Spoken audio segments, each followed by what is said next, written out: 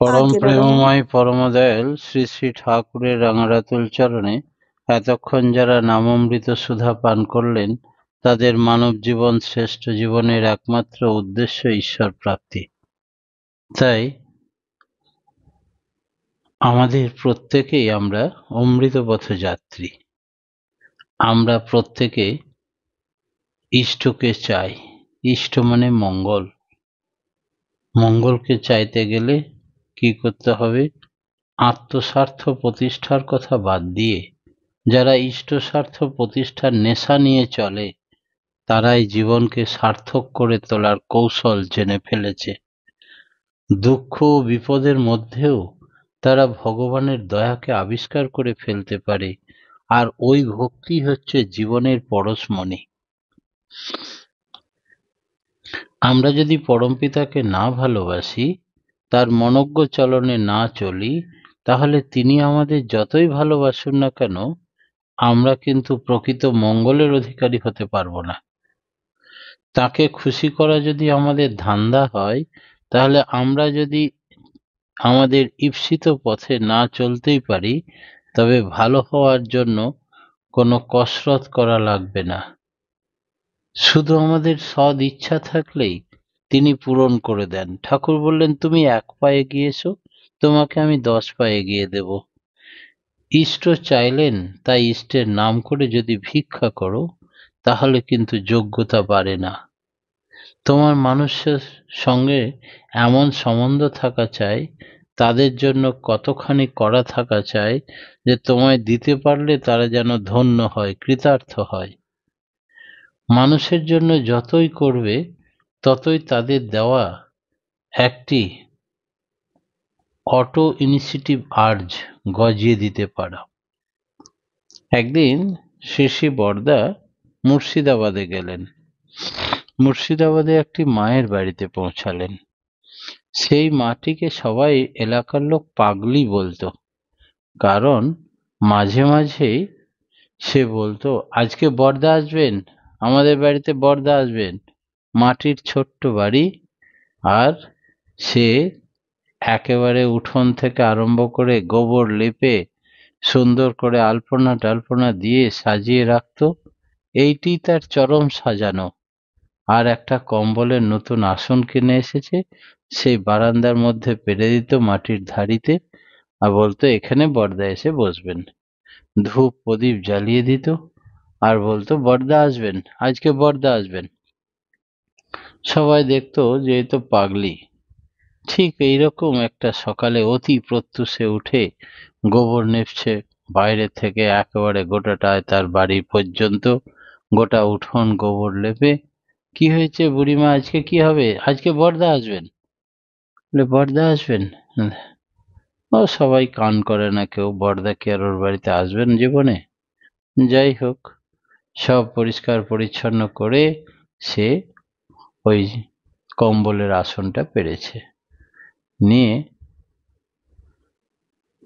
ঠিক বরদা যাচ্ছিলেন বাইরে কোথাও, ড্রাইভার মোহনদাকে বললেন, হেই, গাড়িটা ডান দিকে ঘোরাতো।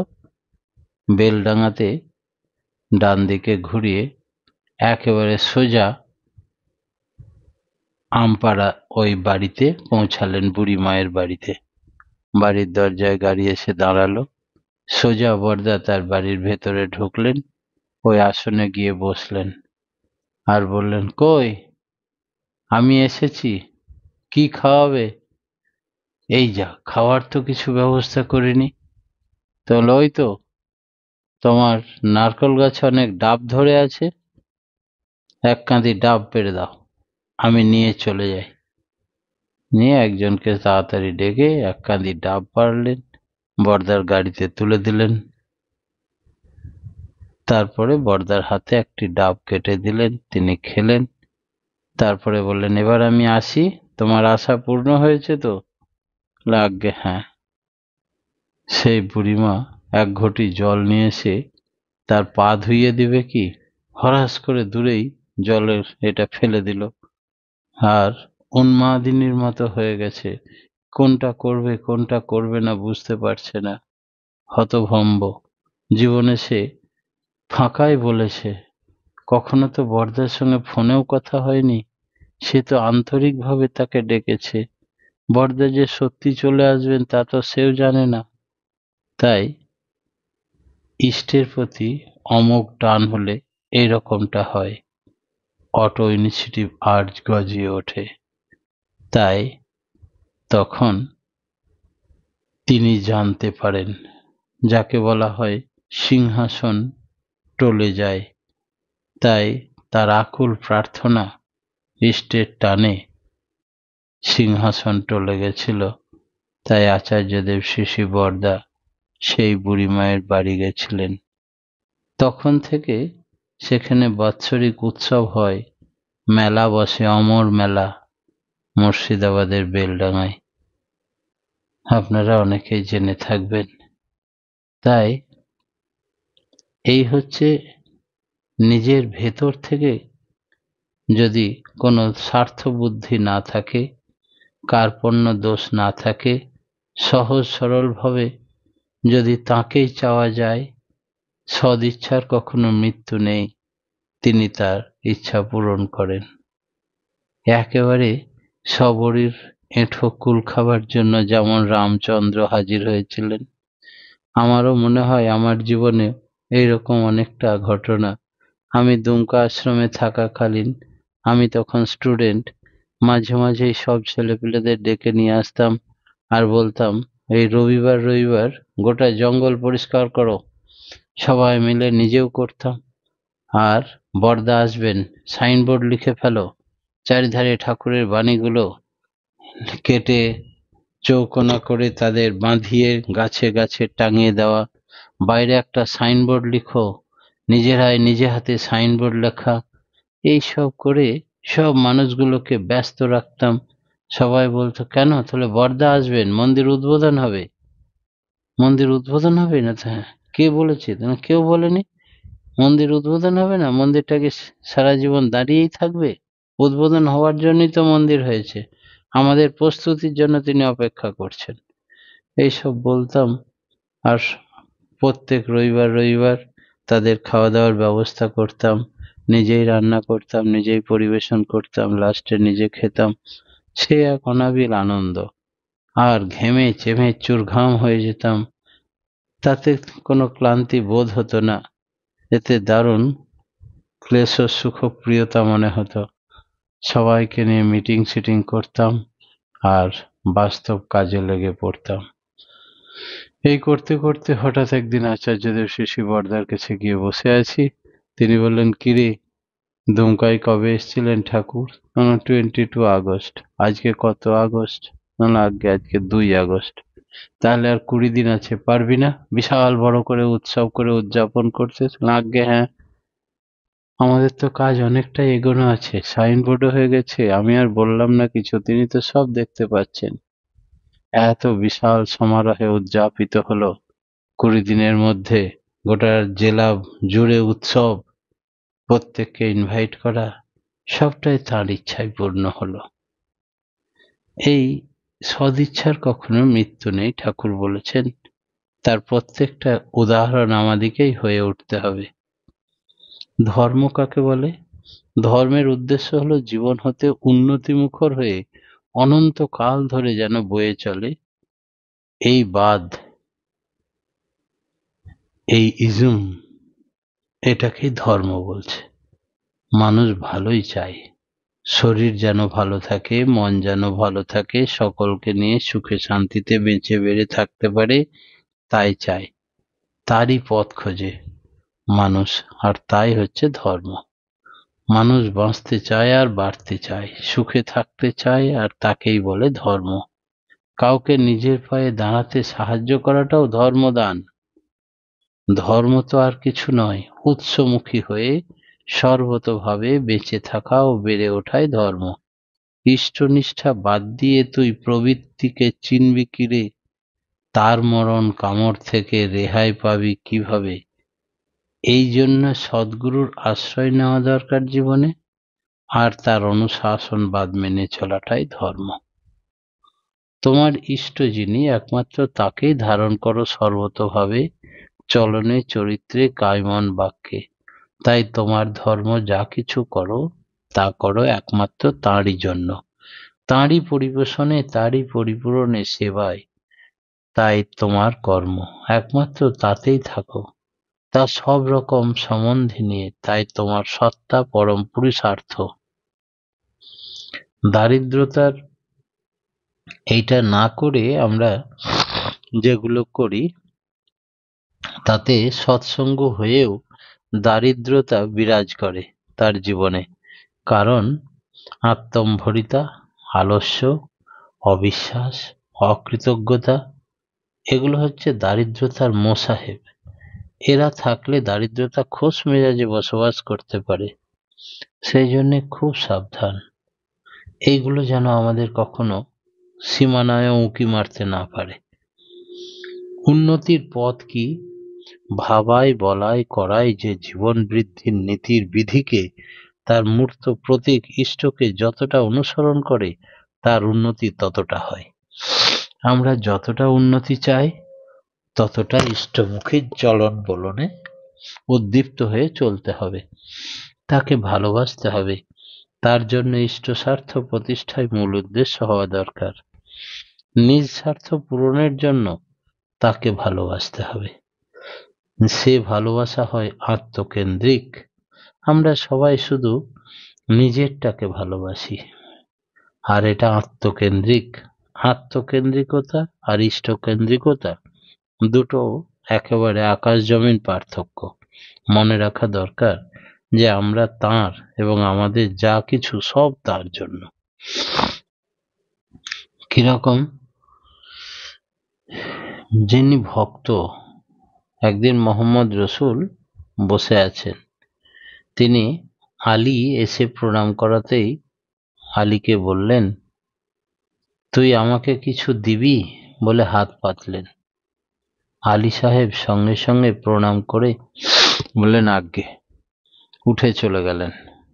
একবারে সোজা বাড়িতে গিয়ে উঠের পিঠে চাপিয়ে স্ত্রী, পুত্র, পরিবার, বাড়ি ঘর, জিনিসপত্র, সাজ সরঞ্জাম যত কিছু ছিল, বাক্স প্যাটরা, সব নিয়ে 18টা উঠের পিঠে সাজিয়ে নিয়ে চলে এলেন। নিয়ে প্রণাম করে বললেন, আজ্ঞে, এই সমস্তই যা কিছু সংসারে আপনি দিয়েছিলেন, আপনার দেওয়া জিনিসগুলোই আমি এতদিন ভোগ করে আসছি, ব্যবহার করে আসছি, সবই আপনার। আপনার চরণে নিবেদন করছি। আমি সব এত নিয়ে কি করব? বললে, যতটা আপনার দরকার ততটা নিন। এই হচ্ছে ভক্তের লক্ষণ, এই হচ্ছে উন্নতির পথ। অর্থ কষ্ট হয় না সৎসঙ্গীদের। কখন? একটা জিনিস, একনিষ্ঠ সৎসঙ্গী হতে হবে, আর জীবনে গোবিটিন বা দ্বন্দ্ববৃত্তি থাকবে না, আর সঙ্গতি প্রাচুর্য থাক বা না থাক, জীবনে তার অর্থ কষ্ট থাকবে না। আলোচনা প্রসঙ্গের 14 খণ্ডে ঠাকুর এ কথা জোর দিয়ে বলছেন। কি আশ্চর্য! এই কলিযুগে, যেখানে অর্থের জন্য মানুষ আর একজনকে নিধন করে দেয়, হত্যা করে দেয়, মার্ডার করে, সেই যুগে ঠাকুর বলছেন সৎসঙ্গীদের কোনো অর্থ কষ্ট হবে না, যদি ইষ্টনিষ্ঠ হয়ে চলে, আর যদি জীবনে কখনো গভীরটি না করে, তাহলে অর্থের প্রাচুর্য না থাকলেও জীবনে তার অর্থ কষ্ট হবে না। আলোচনা প্রসঙ্গের 14 খণ্ড। শ্রী শ্রী ঠাকুর সুস্থ থাকার পথ, এ তো গেল অর্থ কষ্ট, উন্নতির পথ, এইসব সম্বন্ধে। আমরা সুস্থ থাকবো কি করে? ঠাকুর বললেন, ইচ্ছা শক্তিকে এত প্রবল করে তুলতে হয় যাতে অসুস্থতা তোমাকে স্পর্শ না করতে পারে। তোমার উপর যখন এত গুরুত্বপূর্ণ দায়িত্ব আছে, একমাত্র সৎসঙ্গীরাই জানে অমৃত বৃক্ষের সন্ধান, তারাই বাঁচাতে পারে সাধারণ মানুষ থেকে বিশেষ মানুষ সকলকে। কারণ বিধাতা তাদেরই সব উজাড় করে দান করে গেছেন সৎসঙ্গ নামক প্রতিষ্ঠানে এসে। তাই তুমি তোমার নিজের, নিজ পরিবারের, দেশের ও দশের বর্তমান ও ভবিষ্যতের জন্য দায়ী। তাই তার কথা দিনরাত বলে যাও, মানুষের কল্যাণের কাজে যুক্ত করে দাও। এত বড় দায়-দায়িত্ব নিয়েছো পৃথিবীকে রক্ষা করার, তাই মনটা ইষ্টের ভাবে রঙিন মাতাল করে তোলো। তাহলে দেখবে অসুখ-বিসুখ কোথায় পালিয়ে গেছে। ইষ্ট অনুরাগ এমন জিনিস যেটা অসম্ভব সম্ভব হয়ে উঠতে পারে। একদিন দেবীদা জিজ্ঞেস করছিলেন, আমার মাঝে মাঝে জ্বর হয়, শরীর খারাপ হয়, ঠান্ডা লাগে, আমি কি করব? বলে, ইষ্টের কাজে মাতাল হয়ে থাকবি, ওগুলো সব পাত্তা পাবে না, দুদিন একদিন তোকে ভোগাবে, নি পালিয়ে যাবে। কিরকম জানেন? আমি তখন মগরা মন্দিরে থাকি, আচার্যদেব শিশি বরদার আশীর্বাদে বিএড করছি। গৌর হরিদা একজন বিশিষ্ট ব্যক্তি, ভক্ত, মন্দিরের পিছনেই থাকেন।